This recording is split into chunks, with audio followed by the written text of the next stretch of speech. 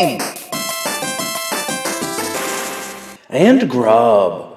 Hello and welcome to Game and Grub, where we play with our food. I'm your host, Jonathan, and with me as always is my co-host, Jaime. And today, we had some food, and we played some games. Yes. As always. As always. What did you have? Well, the leaves are changing color. There's cranberries all over the grocery stores. It's fall. It's fall. Everyone's sipping on pumpkin spice and wearing their Ugg boots. Starbucks just put out their holiday drinks. You know, tis the season. Tis the season. So we figured we'd get into the Thanksgiving season. And we went to Arby's, who has these very special Thanksgiving sandwiches. I had the Cajun deep fried turkey club, and you had I had the Gobbler. Yes. And of course, if you're in the mood for Thanksgiving, Arby's is the first place that comes to mind. They have the meats, I'm told. No, but they've been doing this thing recently where they've been expanding from roast beef the last couple of years. They've always had like deli meat turkey, but they're doing like hot meats, other hot meats. And the deep fried turkey is fairly new. I don't know how old the deep fried turkey sandwiches are, the one that you got, but I'm pretty sure it's the same turkey on the Gobbler, which is a Thanksgiving dinner themed sandwich. Let's talk about the turkey, because both you and I, we're big Arby apologists. Like, I feel that among our friends, I think we're the only two that like it. Maybe, yeah. I know some other people who like Arby's, but I feel like when I'm looking out into the world and I mention the word Arby's, people get a little squeamish. They don't want to. They're like, Arby's. Ugh. Yeah, it's been maligned, and I think in some cases for good reason. But I feel that there are things that Arby's does better than a lot of other places. I think their condiments, amazing. I don't think you can get better than an Arby sauce. I think it's a perfect condiment. It's like the best iteration of ketchup that anyone's ever made. Well, it's barbecue sauce. It's a barbecue sauce. It's like a vinegary, I guess it's like a North Carolina barbecue sauce then, the vinegary kind. Well, that's where they make Arby's it's barbecue. No, it's America's roast beef. That's what Arby's, Arby's. That blew my mind recently, and that's... Really? Yeah. Is it America's roast? I always assumed it was like a child who couldn't say barbecue. No, so if you spell it... I want some Arby's. I'm putting America in there, but it's not America, it's roast beef, so R, A-R, also, okay. You can also read it as R, and then B's, it's a B, so roast beef, Arby's. It's like Arby's, and so it was just RB, uh-huh. And they were like, well, it's Arby's. Okay. Thought it was like amalgamation of barbecue when they came out with the RBQ sandwich. Sure. Because barbecue sounds more like barbecue already. Yeah. You just add a Q at the end and you just put a bar at the beginning. Herein lies the crux of Arby's that we kind of discovered the hard way for lunch today. Is that when they deviate, when they try new things, they fail, I think. I think that both of our sandwiches, we'll get into what we didn't like about our sandwiches in a second, but like the beef and cheddar, it's onion bun, roast beef, cheddar sauce, and Arby sauce. And it's a perfect sandwich. It's phenomenal. It's like what we usually get when we go. It's one of my favorite things. Even as a kid, if we'd go to Arby's, the beef and cheddar is just like a hallmark. Oh, totally. And it's hard to beat the beef and cheddar. Every once in a while, I'll deviate when I visit Arby's and I'll get something else, and I'm never as satisfied. Because the Arby's is such a great sandwich. You've got a place like Chick-fil-A. You've got a place like In-N-Out where they have essentially one thing on the menu. Yep. And they don't deviate from that because they've figured it out. And I think the cynical thing that Arby's has done in recent years is that they keep adding things to the menu that don't really need to be there. Just improve on what you have. I think, definitely go back to basics with the Arby's thing. You do roast beef. No one else does roast beef. They've got the roast beef market cornered. They just have to, I think, go back to the essentials. And it's hard to improve on something like the beef and cheddar because it's such a perfect sandwich. Yeah. But pretty much all of their roast beef sandwiches are pretty phenomenal. The brisket sandwich. The brisket sandwich is delicious. And that's just a sort of step up from your typical roast beef. Totally. And again, maybe they're trying to I do think though that the turkey, if you just and I pulled off on the second half of the Gobbler, just a slice of the turkey, just to make sure that this wasn't... What was on your sandwich? All right, so the Gobbler is 2 slices of their, it's like a wheat bread. Mm-hmm. It's their typical like market fresh bread that they do for all their little like sandwiches. On one side was spread some brown mustard, some really nice. It like a deli mustard. Yeah. Yeah. Then there was some Swiss cheese, lettuce. There was lettuce, tomato, Swiss cheese, turkey, and on the bottom bun was this cranberry jelly, I'd call it. It definitely wasn't like it. It was cranberry sauce adjacent, but you had a little nibble. It was extremely sweet. It tasted like pure candy. Yeah. Like, it didn't really even have... It tasted more like raspberries than it did like cranberries, because it was just so incredibly sweet. And when I've had Thanksgiving-themed sandwiches before, or like a Thanksgiving-themed wrap, or just making something with leftovers, that I'll usually use, like, I like cranberry sauce. Yes. Because it's got this sort of bitter tartness that meshes well with, like, the over-savory, like, turkey. Like a turkey that is... done halfway decently, and you got like the dark meat. It's extremely rich. The cranberry sauce sort of balances that out, and you mix it with like some stuffing that's maybe got some celery in it for a little crunch between in a tortilla on a piece of bread, whatever. It's delicious. It's a perfect sandwich. Everyone, I think people at this point probably look forward to their leftover sandwich more than the actual meal. Yeah. I know I do. The turkey carries it. On this sandwich, the cranberry sauce was doing too much work. And I think it was overpowering. And there was a lot of it on. Oh, yeah. There were like 2 or 3 ounces of the stuff. It was like oozing out. Yep. And from what it looked like it was just kind of shoehorned in there. Because other than the turkey, there's not too much Thanksgiving about it. It was turkey, Swiss cheese, tomato, lettuce. There was bacon on it. I forgot to mention this sandwich has bacon on it. Yeah. And then again, a Dijon mustard. Like it would make a really great sandwich without the cranberry sauce. It wasn't an improvement. Usually cranberry sauce can tie a Thanksgiving sandwich together. It meshes all those flavors and balances them out. Here it was just super overpowering. So I have to knock points off of the Gobbler as the sort of Franken sandwich. Though it seems kind of like an afterthought. It doesn't know what it wants to be, I think. And mine was a little bit more focused. Not to say it was better. I had the Cajun deep fried turkey club. Now there are 2 deep fried turkey sandwiches, and I believe it's the same turkey that's on the Gobbler. Yes. Is it a thick slice of turkey? It's like a thick slice. The turkey's pretty good. It had like a little brown kind of crust on the edge. That was kind of smoky. I've had deep fried turkey. I think it's overrated. But this did not taste like deep fried turkey. If you're going in thinking, "Oh, I'm going to get deep fried turkey," you're going to be disappointed. I think that's just a marketing term that they decided to cash in on. But I mean, what does deep fried mean just by definition? Well, deep fried is you drop the turkey in hot oil and you fry it. I think in general, like, it's a gimmick. Yeah. Does the deep frying process, like, you're our Game and Grub resident cook. Sure. Chef, cook food is maker. Fine. Cook is fine. Chef's kind of a loaded term, and I would never call myself a chef. Does the deep frying process do anything more to the outside? Anything more than just the outside? Because I know it makes the outside, like, super crisp and wonderful, but does it just, like, heat the inside like an oven would? It cooks it like any other manner's going to do. I find that the skin is overcooked when you deep fry it. It gets pretty crispy, though. It gets like potato chip crisp. But you can also get your skin pretty crispy in the oven. Does anything happen to the inside of the turkey, though? Like no. the meat? No. So the meat is pretty much the same. These sandwiches, it's sliced turkey. Yeah. So the only bit of the skin, like the reason you deep fry turkey, in my opinion, is a piece with all the skin on it, is you'd have the skin on breast, or you'd have the drumstick, or like a wing or something. Yeah. And those have the skin on it, like you get the full experience. Oh, there. totally. This is sliced, so it's just around the edges. If there was like a layer of like, because I think, if you ask me what my favorite part of a turkey is, it's turkey skin. I love really perfectly roasted turkey skin. I think it has a lot of flavor and it's just awesome.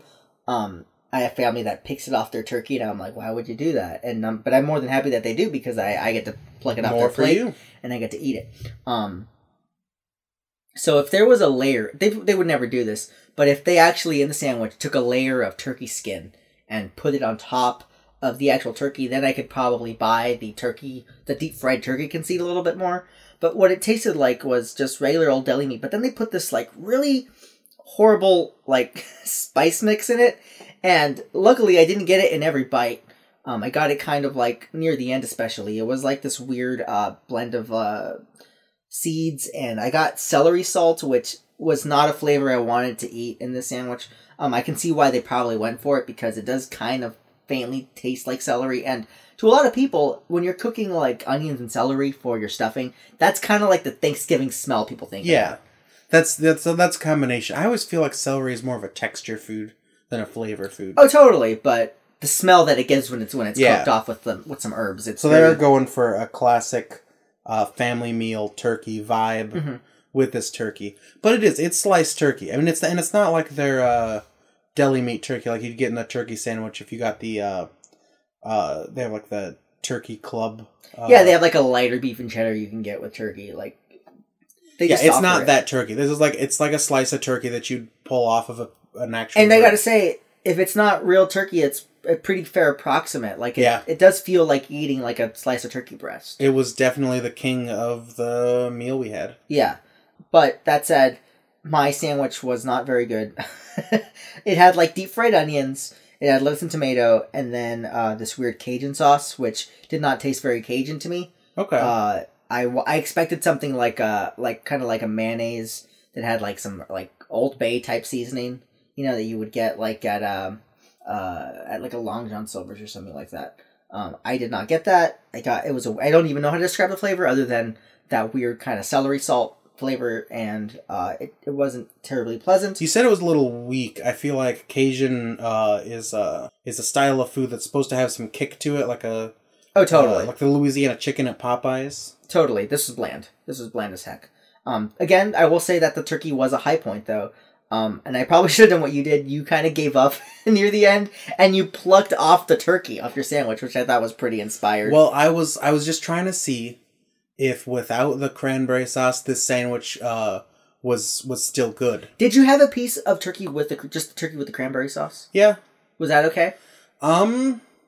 It was all right. It was just the cranberry sauce was so sweet that it didn't do what it's supposed to do in that flavor combination. I touched your sandwich wrapper with like a finger and just kind of took a little dab, and I tried that, and it was foul. It was a foul cranberry sauce, and I did not enjoy it. Too sauce sweet on this turkey sandwich was foul.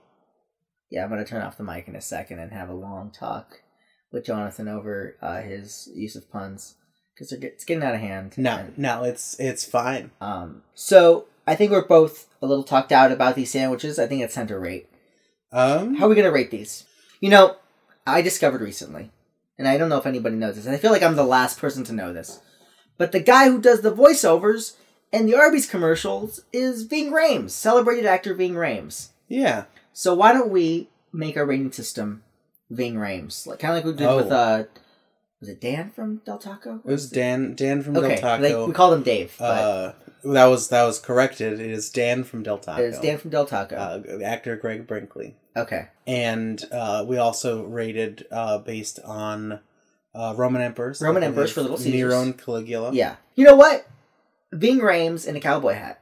We're gonna rate these sandwiches. Ving Rhames. You've painted a beautiful word picture. And I think it's gonna make a great Photoshop that I'm gonna try to do. Yeah, because now I'm picturing it's not just like Ving Rhames; it's his character from Mission Impossible, where he's kind of like I've had it with this shit. Like, you guys are too ridiculous. I'm getting too old for this. Ving Rhames in a cowboy hat. All right, why don't you start with the Gobbler? Well, I wouldn't dare cut Ving Rhames in half. Okay. You know what? I'll say this. It is, if you did cut Ving Rhames in half, whatever half you pick could totally kick our asses. Yeah, no, the half, I actually wouldn't be able to get through cutting Ving Rhames in half, because he would just destroy me while I tried. Oh, totally. With his, not even with his, just by talking, he'd be able to scare you into... Yeah, it would be no contest. Yeah. I'm gonna give And I'm taking into account the curly fries, which came with the meal. You can't take it. We're going to read the sandwich. You Just can't, the sandwich. Just the sandwich. All right. Because curly fries are always delicious. Like I said, Arby's wins. Yeah.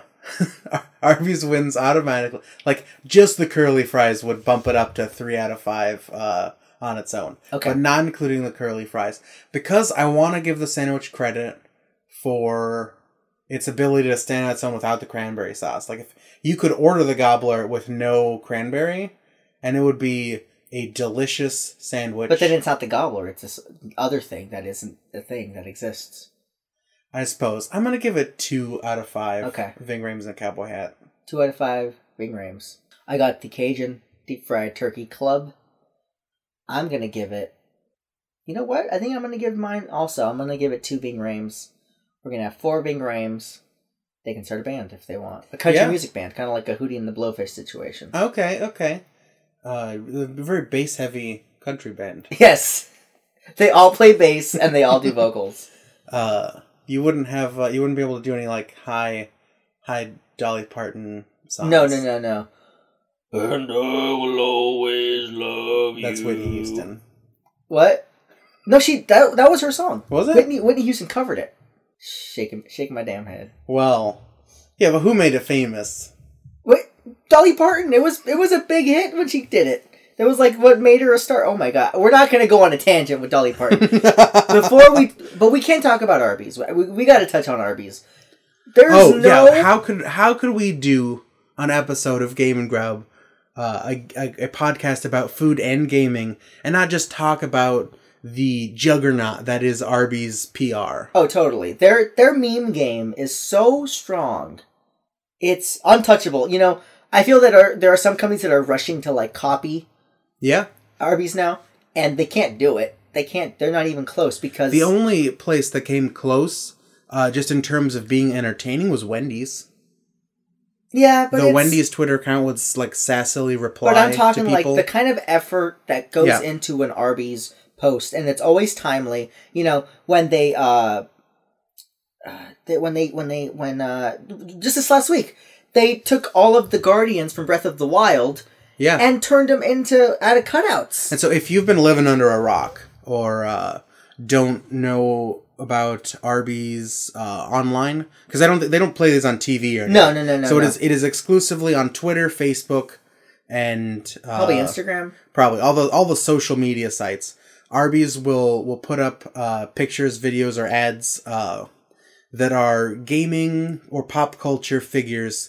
A lot of times it's basically they make it out of either cardboard, like Arby's wrappers. Mm-hmm. Sometimes they'll use like Arby sauce and horsey sauce to like paint a picture. Sure. It's very creatively done. That it's all done with basically you could walk into an Arby's and recreate this art. If Sometimes they do like hot glue and a scalpel. Sometimes they do like stop motion animation with it. It's really cool, and there are like deep cuts too. I remember one time they did Half-Life 2. Yeah, it's like, who is this for? They clearly know their audience. Yeah, they definitely know their audience. Because there was a time, I think it was probably about a year ago, because that's when Pokemon Sun and Moon came out. And I remember got it at midnight and was playing it with my other friend who we play Pokemon at tournaments and stuff. Shout out to @that's+1. And so we were just playing through. We kind of just marathon the game to get to the end to start training, to start preparing for any tournaments we might enter. And so we were just chilling several hours into Pokemon playthrough, and I saw a tweet from Arby's that was all the new starters like drawn out in sauce. And it said, like, who do you pick? And we stopped playing Pokemon, and we drove to Arby's, and we had lunch. Yeah, and it works. It totally works. You know, anytime I think I'm not craving Arby's, I'm usually craving Arby's when I see one of those things. And, you know, now it's almost this weird tradition now where a game will come out. Yep. After work, I'll go get it, and then I'll get Arby's. Because, you know, I will... Listen, I know that it's all a cynical cash grab. I know that these companies are doing it, but... At least it's high quality. Yeah. You know? No, it takes time. And whoever is doing it, like if I didn't go to Arby's, if the effort that they put into this didn't pay off for Arby's, that person would be like fired, or they'd go in a different direction. Totally. So we know it's effective. People share it. People respond to it. It's great. And it's not just games either. Although the games is the part that we'd focus on. I mean, there was one for like the Westworld finale. I saw one for JoJo's Bizarre Adventure, which was like a kind of a deep cut for. Oh, they do a lot of anime. Anyone who doesn't like know that particular anime, it was like the recent episode. I think they did a Dragon Ball Z Super one. That they just, anything that's happening in pop, something that like is a semi-major event in pop culture of any variety. Like it could be music, movies, TV shows, anime, manga, video games. Like Arby's is on it. And I think they deserve credit for that. Totally. Plus they make good food. Arby's is the king of online memes. Skip the turkey sandwiches. Go for the beef. Go for the beef and cheddar. You can't beat the beef and cheddar. If you're on a budget, get the sliders. Those are pretty good. Also delicious. There's a roast beef slider. It's their roast beef, the most perfect thing that they make. And I think it's like $1.50. So. And when you go, ask for extra Arby sauce, because that stuff is amazing on French fries. All right. What did we play this week? Hold on. When we come back, we're going to get wild. Woo! Okay, let's roll. Thank you for being a friend. Travel down the road and back again. Your heart is true. You're a pal and a confidant. And we're back. And we just spent about 10 minutes yawning. Not because the show is boring, because it's not. It's always high-flying. But we both consumed turkey for lunch. And because we think it's actual turkey, we're both getting a little bit sleepy. A little bit. It's a little drowsiness. So the tryptophan is definitely getting to us. But it's hard not to be excited when we're talking Zelda Breath of the Wild. Which is one of my favorite games this year, honestly. And this has been a big year for games, too, so... Oh, especially, like, the Switch. And Odyssey just came out. That's a fantastic game. I mean, I've enjoyed so many games this year. Yeah, it's a great... And the year's not even over. There's still a few games on the horizon that I'm looking forward to. Yeah? We'll talk about those in future episodes, of course. And, we usually talk about... We've talked... The last couple episodes, we've talked about a very current game or something that's in gaming news currently. Like Stardew Valley just was ported to the Switch. Breath of the Wild DLC is coming out. It might be out by the time this airs. And that's the second DLC for Breath of the Wild. Which, I mean, it's pretty cool that Nintendo's sort of jumping into the DLC market in the way that they are. I think they started on some Wii U games, but that was like the first time ever that I recall Nintendo actually doing downloadable content as sort of an expansion to their games, which other companies have been doing forever. Yeah, and I think they're pretty respectable as far as how they handle DLC. I remember that when Smash Brothers for Wii U came out, there was a lot of great DLC there, and it was pretty affordable, and it wasn't shoved down our throats, and it wasn't something that could have easily have been in the actual game that they just held back to be, terrible. Yeah, some of the stuff, it was fans voted on what characters should be in Smash Brothers, and those characters were added to Smash Brothers. Yeah, except for Gino. He got like a weird suit, though.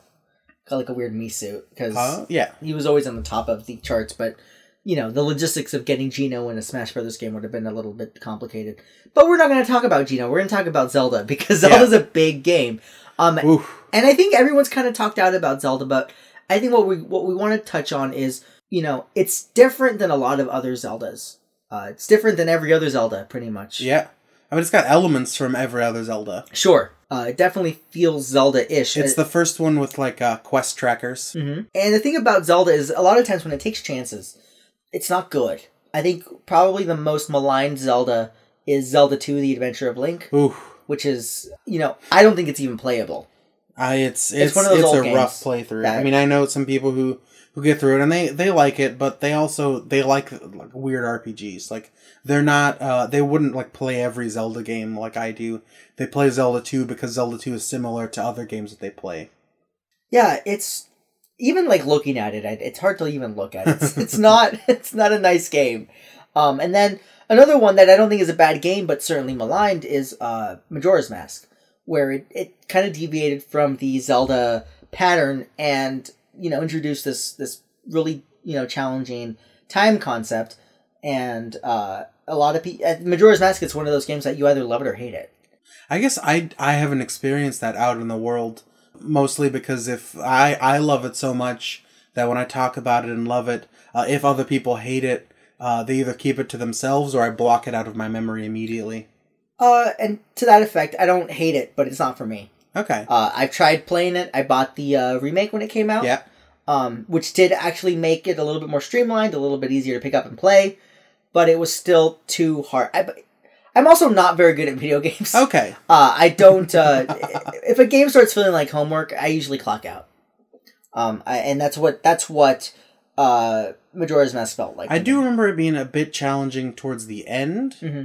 And some of the puzzle mechanics, there was a little bit of added pressure with the time mechanic, but basically, you could reset the cycle. I've played it through on the challenge mode where you have to do the whole game in 4 cycles. The first one is the Deku Link cycle, so it barely counts because you basically have to go through a full cycle there. But you have basically 3 times to go through. To finish the game. And you don't have to 100% it. Although I think it's possible to 100% it. You get all the masks. But I don't think you have to do literally everything. But See, Zelda Breath of the Wild is challenging, but it's also, it's forgiving. You can easily take little bites. You can easily pace yourself. You can easily make Link, stronger and more... and get better weapons. Yeah, I had a friend who was telling me that this Zelda game is hard until they bought the Knight's Armor, which is one of the first armors that you could buy in one of the first towns that there's armor in. Is just this metal armor that just makes you much more durable. And that's towards the beginning of the game. You only got 3 hearts. It's easy to get hurt enough to accidentally die. Oh, totally. But the game's pretty forgiving about you dying. Here's a quick question. How many times did you die before you left the first area? I mean, I explored a lot. I died a lot more times on Master Mode trying to get through the first area. Okay. Because you basically can't defeat enemies. If we talk about the DLC Master Mode, basically all of the enemies... your basic enemy model has tiers. There's the red one's the weakest, and there's blue and black and white. They started off black, or blue, or they started off at a high level. So if you just have your stick, the weapons around the starting area are just sticks and stuff, or rusted swords. You cannot do enough damage, even if you dodged every time and hit everything. All your weapons would break before you actually got through their health bar. So you've got to knock them off cliffs or just dodge them. And so I died a lot in the beginning area of that. In the beginning area, I was still learning the game. I fell off a cliff several times. I don't know how many times I've died because I stopped counting. But I spent the first time, this isn't in the DLC. This is the regular old game. I spent about 2 hours in just the first area. Just because first of all, I really wanted to kind of explore everything. Mm-hmm. And when you explore everything, the game lets you go anywhere you want. And there's a lot of places in the first area that if you're not prepared, you will die instantly. Yeah. You will die quickly, either because of frostbite. You only have 3 hearts at that point. Or you will die because the enemies will get you really good. I definitely would recommend, because I'm the type of person who, in a game that is sort of sandbox, like Breath of the Wild is, but that gives you mission markers, whether it's, there's so many games in the last 10 years have had that model. The sort of GTA, Assassin's Creed, here's your open world, here's your quest marker, but you can do side missions everywhere else. Mm-hmm. Spider-Man 2 was a game that I played a ton of, and it had that basic sandbox model. That it tells you go to the Temple of Time. The first thing you do, go to the Temple of Time. It's right over there. It's not far. I wanted to go literally everywhere else first, just in case there was a secret that I wanted to collect before I continued with the main mission. And guess what? There is a secret. There's a secret everywhere. That's the thing about Breath of the Wild. Every inch of it is covered in secrets and covered in something useful. I don't know if there's a tile in any of the massive world of Hyrule in this game that you can't get at least one pretty big thing, whether it's a Korok seed, whether it's a heart container, whether it's a weapon or a piece of armor or whatever. But the game looks beautiful. It sounds beautiful. There's so much to do. There's so much to do, even if you're not doing anything. Yeah. There were times that I had an hour to play maybe, or not a lot of time. If I wanted to do a dungeon or go to a bunch of shrines, I usually made sure if I'm playing that I have several hours to play if I'm doing like a gaming session. But when I'm just pulling out my Switch in like handheld mode, or I only have a couple minutes to play, like a half hour or an hour maybe, I would just go and like harvest mushrooms, or I would stock up on supplies for my next adventure. And that was fun for me. Yeah, it's got like a weird almost Oregon Trail vibe. Like you have to, before you set out, it's good to start making a few potions. It's good to cook a few, spicy pepper steaks or a monster cake or some crepes or something to get you going. So that way you are prepared for your big adventure through whether you're marching up the mountains or down into the desert. It's so great. I am a big defender of the game. I know there are a few Zelda fans that didn't like the direction because it was so wildly different.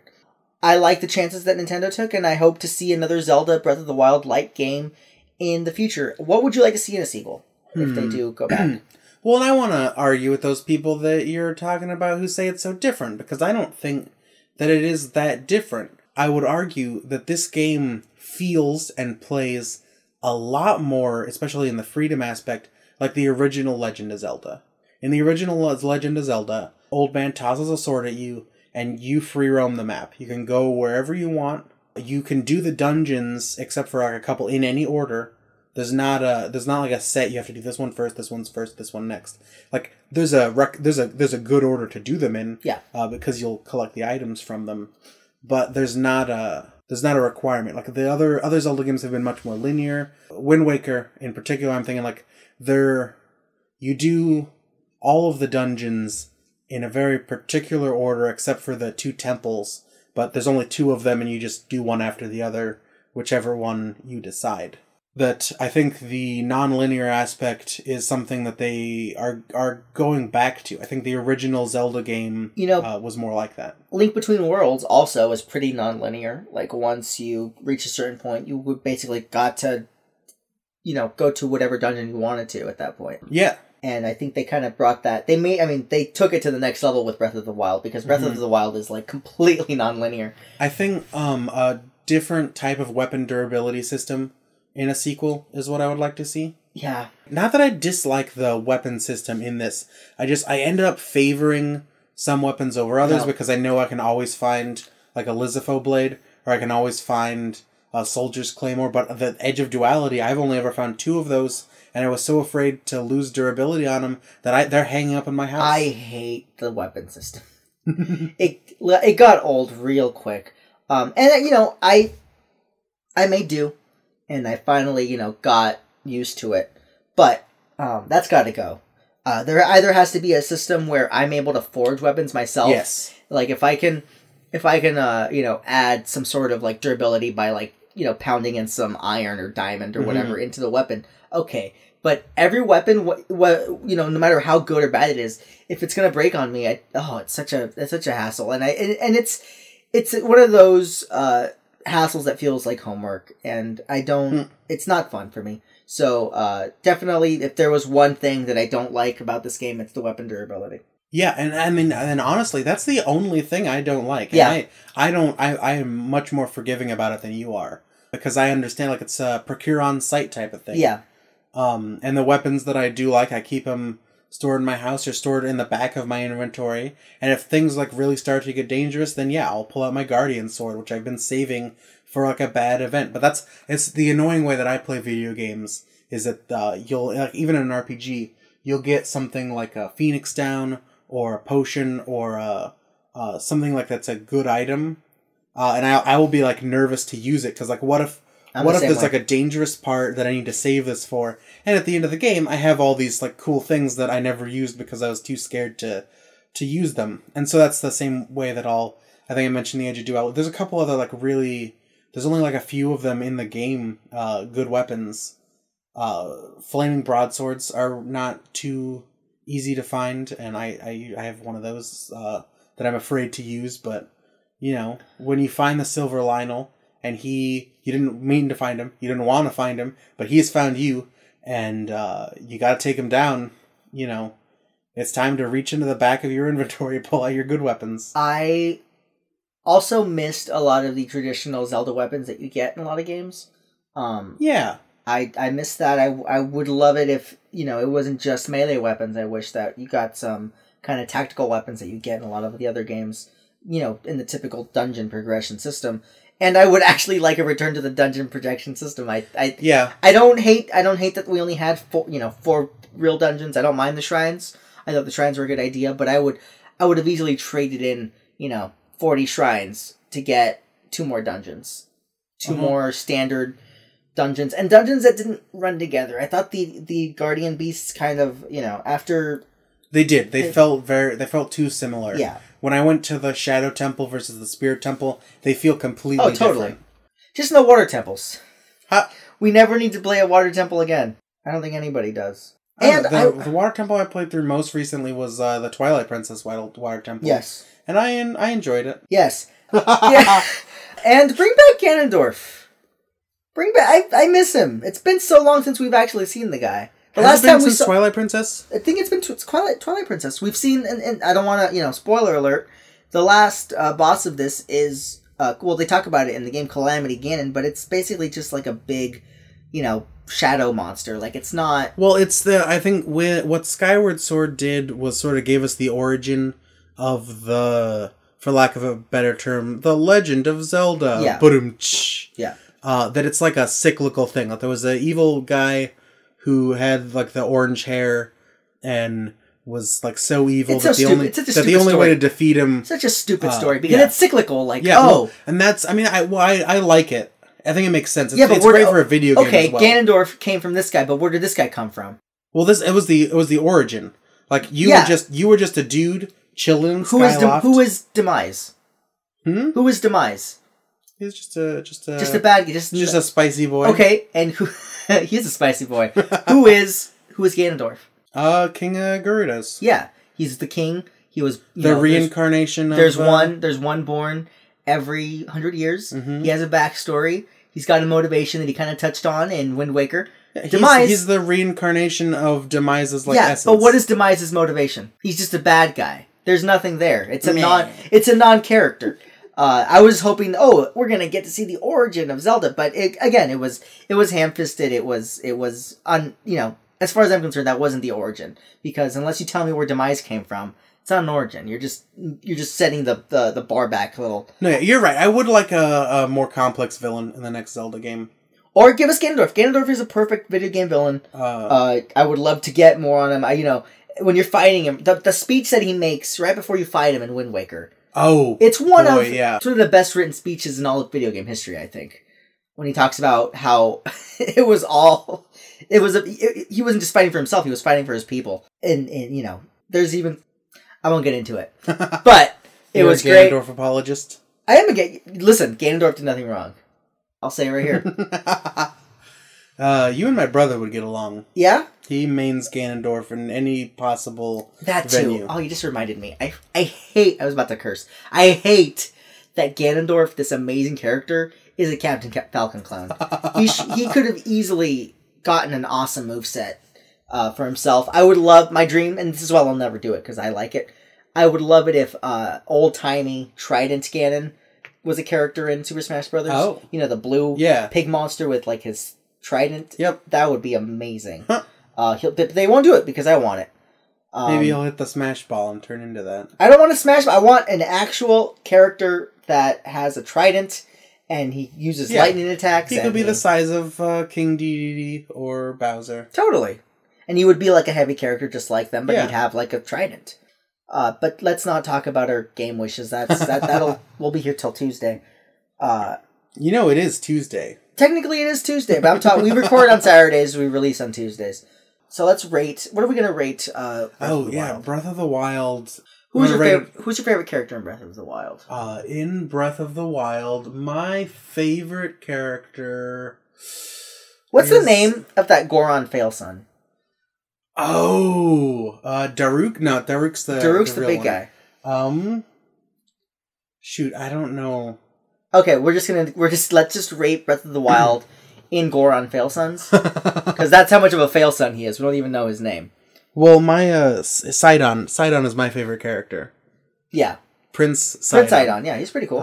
I'm still disappointed that they're giving amiibos to every other character, but Prince Sidon.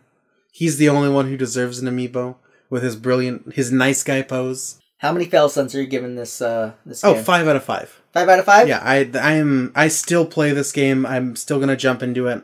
I open it up. I want to sit in my house. I want to go collect an Iron Shroom. I want to go just fight Lionels. Okay. This game is something that like I'll keep picking up and play. And I don't do that for other Zelda games. Like I haven't touched Ocarina of Time in a while. I haven't touched Wind Waker since I replayed through the HD version. But this one I keep coming back to, and it's it's been several months. I'm gonna give it 4 out of 5. Okay.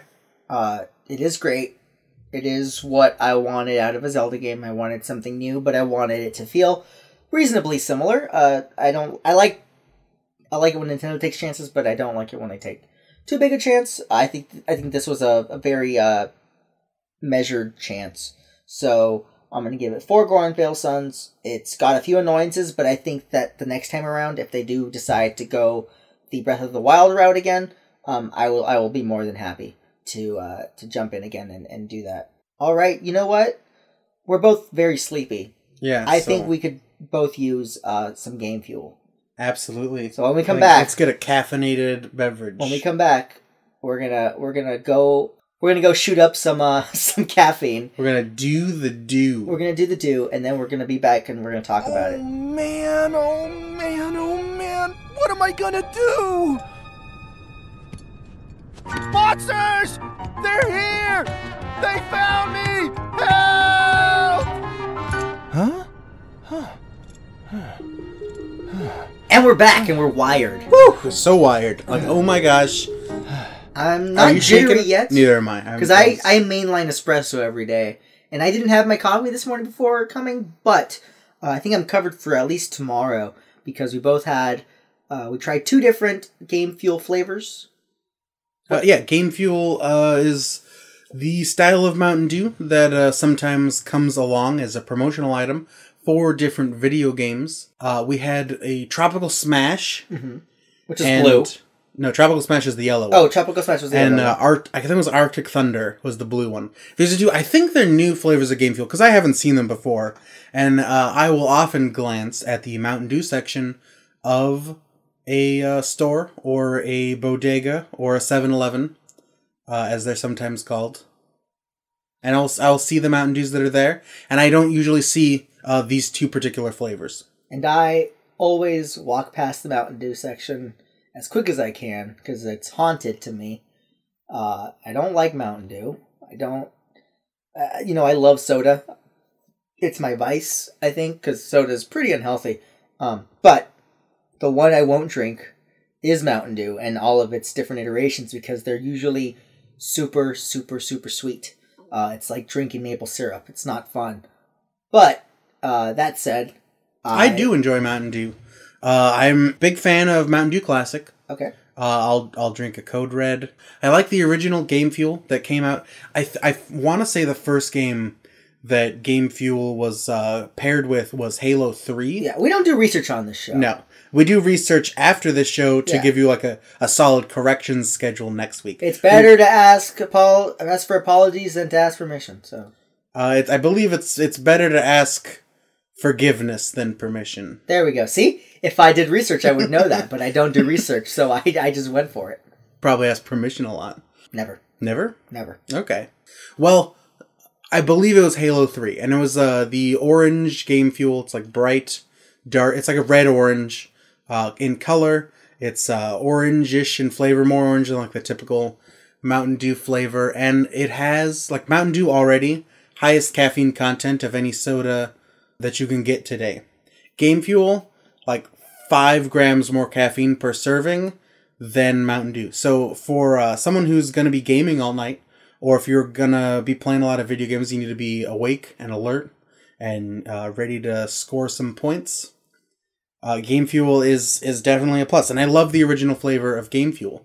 I recently found out today, I probably remembered from the last time I was at an Arby's, but today we went to Arby's, as discussed earlier in this episode, and I had they have the orange Game Fuel in the fountain. I don't know if that's at Arby's everywhere, or if it's just our local Arby's, but Game Fuel is alive and well because it would disappear. It was out for Halo 3. It would disappear until like the next big game. I remember I think they brought it back for one of the World of Warcraft expansions. I think this is for, I believe, Need for Speed and then Shadows of Mordor. And it's just Xbox One games it looked like were what it was paired with. I know Xbox does a lot of stuff with Mountain Dew and Doritos. I don't want to burn any bridges here, but anytime I think of an Xbox One gamer, I think of a guy who chugs a lot of Mountain Dew.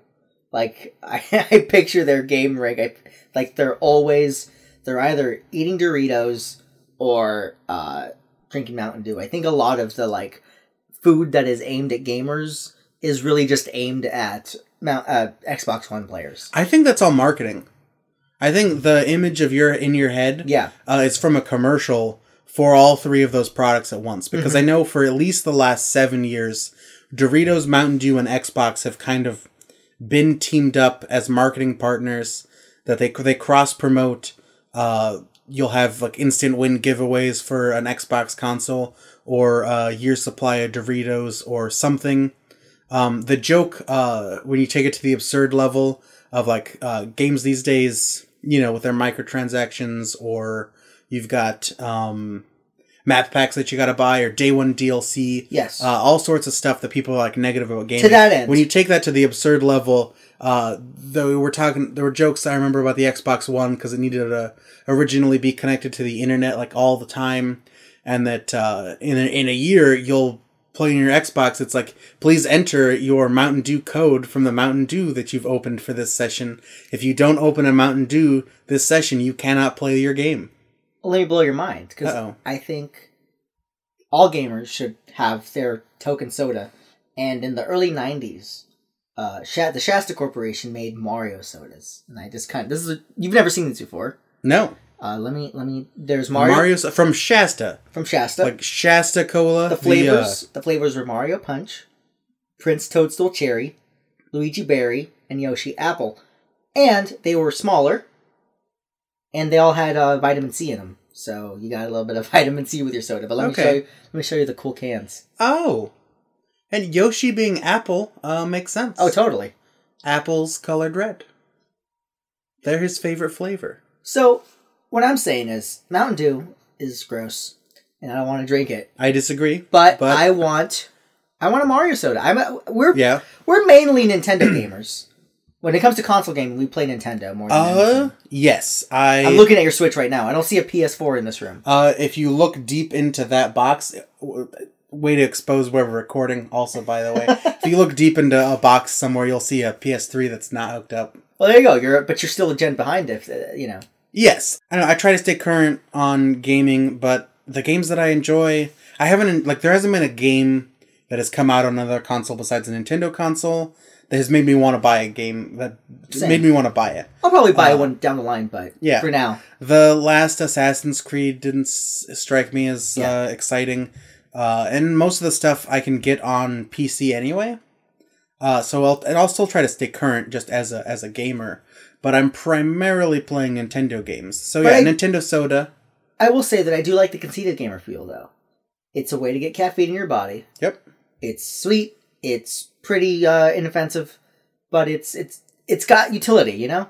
Yeah. A lot of times with these games, you're up all night and you're playing them. I know I was up till 2 with Mario Odyssey, and if I had Game Fuel, I'd probably be up all night. So, what are we going to rate? Let's specifically talk about, because if we just rate Game Fuel, I would rate it very highly, but I'm particularly interested in your opinion on these 2 new flavors, the yellow Tropical Smash and the blue Arctic, I believe it's Arctic Thunder. I tried the Tropical Smash. I keep getting confused. I tried the Arctic Thunder one first. The blue one. The blue one. I tried the blue one first. I smelt it first, kind of like a sommelier does with a good wine. You know, I wanted to kind of take in the whole thing. And the first time it touched my tongue, it tasted like pure sugar. And then it kind of gave me like a weird, like, cough syrup aftertaste. Okay. Did not enjoy that. And it felt thicker. So I think that it almost has a little bit of a syrupy, like, not nearly syrup, but it did feel heavier on the tongue, and I did not enjoy that. I did not enjoy that one at all. And then I was, after that bad experience, I was like, okay, what's next? Do I have to try this next one? I decided I had to, because we got to be thorough here. Yeah, if you're gonna make me hot Cheetos on the last episode, I'm gonna make you drink Mountain Dew on the next one. And I'm happy that you did, because the tropical Smash. Tropical Smash was pretty good. It was kind of mango-y. And again, it was too sweet. But if there was like a diet Game Fuel Tropical Smash, I could see myself drinking that. Okay. But it was still rather sweet. But maybe cut it with some club soda or something. Maybe that's not a bad idea. I do drink a lot of club soda. But I gotta say, I'm like really pumped right now. I feel really alert. I hope I don't crash later. I probably will. It definitely with the turkey and the Game Fuel. Like I am ready for some video games. Totally. Let's play. But I do like the conceit. It's effective. No one can say that. How did you like it? So I tried the Tropical Smash first, and neither of these I like as much as regular Game Fuel or regular Mountain Dew for that matter. But I think I prefer the Tropical Smash to the Arctic Thunder. I tried the Tropical Smash first. I thought I was like, whoa, that's a little off. It reminded me of like some of those, because it's really fruity. I was getting a strong like mango. I think that's one of the tropical fruits in there is mango, or some sort of artificial flavor that resembles that. And it was all right. I might cut that with like some grenadine or something. Ooh. I don't know. We get like a little cherry. Maybe mix it with some Code Red. Because I feel like it needed. There's something missing from it to make it taste amazing. And then I tried the Arctic Thunder, and it's weird that I felt the Arctic Thunder was a little lighter. Like it felt like there wasn't much, and it wasn't great. It didn't taste amazing. It wasn't a bold, because the Tropical Smash, sorry, is called. I imagine it's called Smash because the flavor really smashes your palate. Because it was very bold flavor. It was very fruit. It was very strong flavor. Compared to the Arctic Mountain Dew Game Fuel, it was much bolder, and so I didn't enjoy the Arctic Game Fuel as much. I will finish them both later, definitely, but I would, in my head, just wish that I had your typical red-orange Game Fuel. Okay, how are we going to rate these Mountain Dews? What scale do you use for a soda? Remember the Xbox, the original Xbox? I do. And it had these like massive controllers that were as big as like a condo. Like you needed like to have super big hands to use them. Just these hunks of hardware. I don't feel like the Xbox controller was that much bigger than the 360 controller. It was really big. So, we're going to rate it out of really big Xbox controllers. Classic Xbox controllers, I think, would be a good rating system for this. Okay. So, rating the new Mountain Dew Game Fuel flavors, the yellow one and the blue one. Yeah. I'm going to have to go 2 out of 5 Xbox controllers. They weren't great. I'm going to go on the yellow one, the tropical one. Mm-hmm. I'm going to go 3 out of 5. Okay. And on the blue one, I'm going 1 out of 5. All right. But I will say this, I don't think I'm going back to these. Well, you wouldn't go to it. Your Coke Zero Sugar's your Coke Zero Sugar's my jam, and I don't see myself deviating from that jam anytime soon. Until next time, stay in touch, because we'd love to hear from you. We'd love to, we've already gotten a few comments on we're on SoundCloud. You might be listening to us through SoundCloud. You might be listening to us through the podcast app on your Apple device, or just through iTunes on your computer. You can find us. And if you are listening to us on your iTunes app, go on to the store, go on to the page, and rate us.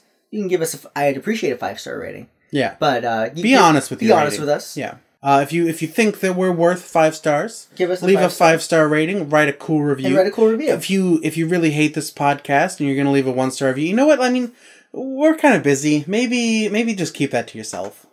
I wouldn't mind reading a few 1-stars. I wouldn't mind reading a few 1-stars. You know what? I think the worst thing that anyone can have towards you is indifference. So if I can stir passion out of somebody, if somehow this podcast... If someone made it to a 3rd episode and they're like, I'm done, at least you made it through the first 2. Totally. So I'll concede that. It helps us in the rankings, so definitely go do that. And also subscribe. It's on the iTunes store now. Yeah, you can we're on subscribe. SoundCloud and iTunes. I don't know if we're on any other places you get podcasts But a lot of apps connect to the iTunes store, so you can pretty much listen to them anywhere. And you can pull our podcast right off of SoundCloud. If you don't have an iPhone you can or an iPod or some way to leisure. listen to podcasts, you can just pull it out, listen to it on your music player. And we would really appreciate it. If you want to contact us directly, talk about the show, give us a compliment, give us a suggestion. Arby's was actually a listener suggestion. Yeah, it was. From SoundCloud. Somebody left a comment that says, you guys should do Arby's because they have really good video game content type stuff. And so we took that advice and we went to Arby's. But in the future, we'd like to, maybe answer some questions, or read fan mail. You can send that to gameandgrubpod@gmail.com. And I'll actually put that in the podcast description too, so you can just click through it and do that. Yeah, and where else can people find you? People can find me at HammyCooks89. That's JAMMY Cooks89 on Twitter. And where can they find you, Jelly? You can find me at JellySound. That's on Twitter. JELLYSOUND. I also sometimes stream at twitch.tv/JellySound1. All right. Until next time, keep eating your games food. and Eat food. your games.